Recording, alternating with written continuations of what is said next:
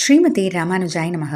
வசுதேவசுதம் தேவம் கம்சச்சாணூரமர்தனம் தேவகீ பரமானந்தம் கிருஷ்ணம் வந்தே ஜகத்குரும்.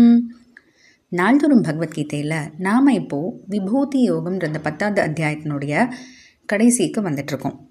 இதில் நம்ம கடைசியாக பார்த்தது 39வது ஸ்லோகம். அதில் பகவான் இது வரைக்கும் அவர் என்னென்ன சொத்து விவரம்னு அர்ஜுனன் கேட்க பகவான் சொல்லிட்டு வரார் இல்லையா. ஆனால் மொத்தத்தையும் சொன்னால் அர்ஜுனனால் கேட்டு முடிக்க முடியாதுன்னு சொல்லிட்டு ஒரு வர்க்கமாக எடுத்துக்கிட்டு அதில் என்னதான் நான் இருக்கேன் அப்படின்னு சொல்லிட்டு வந்த பகவான் இப்போ என்ன சொல்கிறாரு அப்படின்னா, எல்லா பூதங்களும், அதாவது எல்லா ஜீவராசிகளுக்கும் நான் தான் விதையாக இருக்கேன். அதாவது இப்போ ஒவ்வொன்றுத்துக்கும் ஏதானும் ஒரு காரணம் இருக்கும் இல்லையா.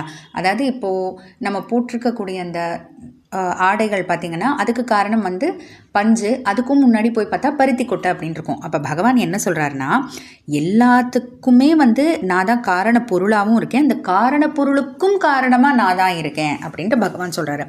அதே போல் அசைவன அசையாதன அப்படின்னு இருக்கக்கூடிய எல்லா ஜீவராசிகளுமே என்னை விட்டு இல்லாமல் ஒரு நொடியானு இருக்க முடியுமான்னு பார்த்தா அது கண்டிப்பாக அந்த மாதிரி இருக்கவே முடியாது அப்படின்னு சொல்லிட்டு பகவான் சொன்னார். இப்போ 40வது ஸ்லோகத்தில் பகவான் என்ன சொல்கிறாருன்னு பார்க்கலாம். நாந்தோஸ்தி மம திவ்யானாம் விபூதீனாம் பரந்தப ஏஷ தூத்தேஷதஃ ப்ரோக்தஹ விபூதேர்விஸ்தரோ மயா. மம திவ்யானாம் விபூதினாம், அதாவது பகவான் சொல்கிறாரு, என்னுடைய திவ்யமான மங்களகரமான செல்வத்துக்கு அந்தக ந அஸ்தி, முடிவே கிடையாது. ஏன்னா அது விரிந்து கொண்டே போகும். ஏன்னா அதனால தானே பகவான் குறிப்பிட்டு மட்டும் சொல்கிறேன்னு சொன்னார். சரி, அப்போது பரந்தப்பன்னா எதிரிகளை ஜெயிக்கக்கூடியவனே, அதாவது அர்ஜுனனை பார்த்து சொல்கிறாரு. இப்போ நமக்கே ஒரு சந்தேகம் வரலாம். சரி, இப்போது பகவான் அதுக்கு முடிவே கிடையாது தன்னுடைய மங்களகரமான அந்த செல்வத்துக்கு அப்படின்னா, அப்போ ஏன் சிலவற்றை மட்டும் எடுத்து சொல்லணும் அப்படின்னா, மயா உத்தேசத புரோக்தக விபூதேகே விஸ்தரக, அதாவது என்னுடைய செல்வத்தின் பெருக்கு நீங்காத நிலை கொண்டது. இது எதுக்குமே முடிவே கிடையாது. ஆனால் மயா தூ, என்னால் உனக்கு நான் என்ன ஏதோ ஒரு உத்தேசத்தக புரோக்தக, ஏதோ ஒரு முறையால் ஏதோ ஒரு காரணத்தால் இன்ன வர்க்கம்னு சொல்லப்பட்டது. அதாவது உத்தேசமாக சொல்கிறோம் அப்படின்னு சொல்ல மாட்டோமா, அது மாதிரி உத்தேசமாக அப்படின்னா ஒரு கணக்கு சொல்கிறதுக்காக. ஏன்னா அர்ஜுனன் தெரிஞ்சுக்கணும்னு ஆசைப்பட்டுட்டான், அப்போ சொல்லணும். ஆனால் சொல்லி முடிக்கக்கூடிய அளவுக்கு, கேட்கக்கூடிய அளவுக்கு அர்ஜுனனுக்கு ஆயுள் கிடையாது. அதனால் ஒரு வர்க்கமாக எடுத்து அதில் என்னென்னவா இருக்கேன், ஆதித்யர்களுக்குள்ளே நான் விஷ்ணுவாக இருக்கேன் அப்படின்ட்டுலாம் ஒவ்வொன்றா சொல்லிட்டு வர்றார் இல்லையா.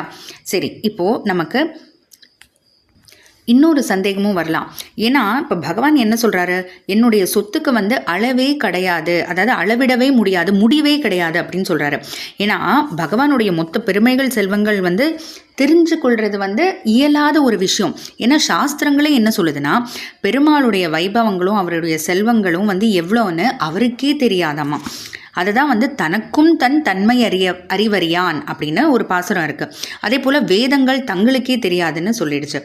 ஆழ்வார்கள் தங்களுக்கும் தெரியாதுன்னு அவங்களே ஒத்துக்கொண்டாங்க. அப்போ நம்மெல்லாம் எப்படி இதை புரிஞ்சுக்கொள்ள முடியும், இல்லை தெரிஞ்சுக்க முடியும்? அப்போ சரி, இப்படிலாம் சொல்லக்கூடிய ஒரு விஷயம் நமக்கு இன்னொரு சந்தேகம் வரலாம். அதில் பகவான் ஆனால் சிலவற்றை மட்டும் தானே எடுத்து சொல்கிறாரு. இப்போ சிலவற்றை மட்டும் எடுத்து சொல்கிறதுனால எல்லாமே பகவானுடையது தான் எப்படி நம்ம தெரிஞ்சுக்கலாம் அப்படின்னா, அதுதான் பகவான் வாமன அவதாரம் எடுக்கும்போது திருவிக்கிரமனாக அப்படியே பெருசாக வளர்ந்து 7 உலகங்களையும் அவர் அளக்கிறார் இல்லையா. அப்போ அதிலிருந்தே எது தன்னுடையதோ அதை தானே அளக்க முடியும் பகவான், வேறு யாரோடையும் அளக்க முடியாதுல்ல. அப்போ தன்னுடையதுன்றதுனால தான் அதெல்லாம் அளந்தார் அப்படின்ற ஒரு விஷயத்தினாலையும். அதே போல் அடுத்து 11வது அத்தியாயத்தில் நம்ம பார்க்க போகிறோம். அர்ஜுனனுக்கு விஸ்வரூப தரிசனத்தை காமிக்கிறார் பகவான். ஏன்னா அர்ஜுனன் உன்னோட சொத்து விவரங்கள் தெரிஞ்சது மட்டும் பத்தாது, இந்த உன்னுடைய மொத்த சொத்தோட நான் உன்னை பார்க்கணும் அப்படின்னு கேட்க பகவான் மொத்தத்தையும், அதாவது இந்த விஸ்வரூப தரிசனம்ன்றது வெறும நம்ம கண் முன்னாடி தெரியறது மட்டும் இல்லை, எந்த பக்கம் திரும்பினாலும் மேலே கீழே பின்னாடி எந்த பக்கம் பார்த்தாலும் பகவானுடைய சொத்து தான் தெரியுன்ற மாதிரி ஒரு விஸ்வரூபம், நம்மளால ஒரு நினைச்சு கூட பார்க்க முடியாத ஒரு ரூபம், அது ஒரு உருவம். அந்த உருவத்தை அர்ஜுனனுக்கு காட்டுறாரு. அப்போ அது மூலமாகவும் எல்லாமே பகவானுடைய சொத்து அப்படின்றத நம்ம தெரிஞ்சுக்கலாம்.